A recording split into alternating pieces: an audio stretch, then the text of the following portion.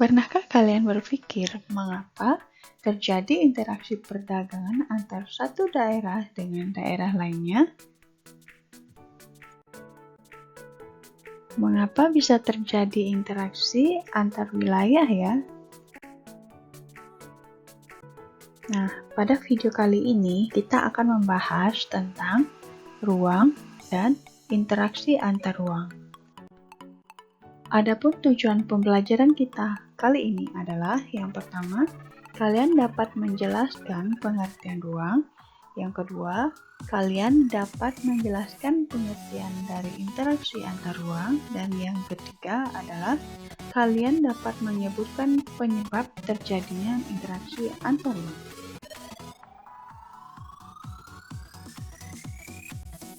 Apa yang dimaksud dengan ruang? Rumah adalah tempat tinggal kita. Danau adalah tempat tinggal ikan dan makhluk air lainnya. Hutan adalah tempat tinggal hewan-hewan. Bumi adalah tempat tinggal kita semua. Nah, itu semua adalah ruang.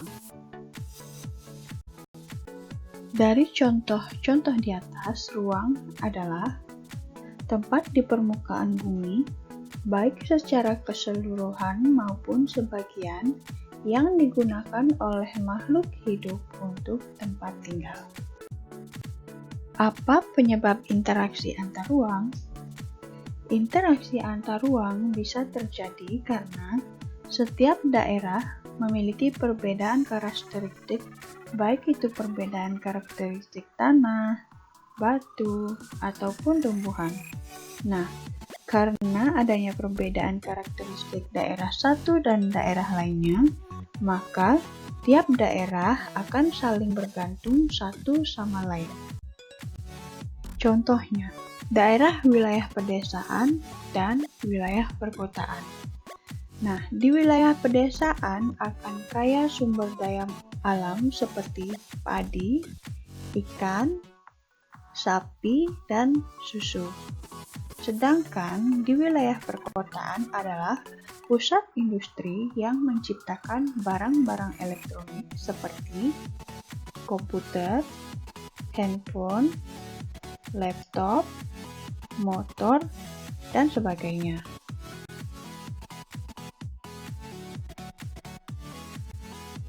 Jadi, apa saja bentuk kondisi saling bergantung untuk terjadinya interaksi antar ruang? Nah, ada 3 bentuk kondisi saling bergantung untuk terjadinya interaksi antar ruang. Yang pertama yaitu saling melengkapi, kedua kesempatan antara, dan yang ketiga adalah kemudahan transfer. Mari kita bahas yang pertama ya, yaitu saling melengkapi. Contohnya, wilayah A adalah wilayah dataran tinggi, sedangkan wilayah B adalah daerah pesisir. Wilayah A penghasil padi dan wilayah B penghasil ikan. Untuk memenuhi kebutuhan padi di wilayah B, maka wilayah B akan membeli padi dari wilayah A. Dan sebaliknya, untuk memenuhi kebutuhan ikan di wilayah A, maka wilayah A akan membeli ikan dari wilayah B. Nah, yang kedua adalah kesempatan antara. Contohnya, wilayah A adalah dataran tinggi penghasil padi, sedangkan wilayah B dan wilayah C adalah wilayah pesisir penghasil ikan-ikan segar. Karena wilayah A dan wilayah C memiliki jarak yang dekat, maka wilayah A dan C akan melakukan transaksi perdagangan. Wilayah A akan membeli ikan di wilayah C dan wilayah C akan membeli padi dari wilayah A. Kemudian yang terakhir yaitu kemudahan transfer. Contohnya, wilayah A adalah wilayah dataran tinggi penghasil padi, wilayah B dan C daerah pesisir penghasil ikan. Nah, wilayah A dan C memiliki sarana dan prasarana yang bagus seperti jalan yang bagus. Oleh karena itu, maka orang-orang di wilayah A dan C akan melakukan transaksi perdagangan. Wilayah A akan membeli ikan di wilayah C, dan wilayah C akan membeli padi di wilayah A. Baik anak-anak, demikianlah materi kita hari ini tentang pengertian ruang dan interaksi antar ruang.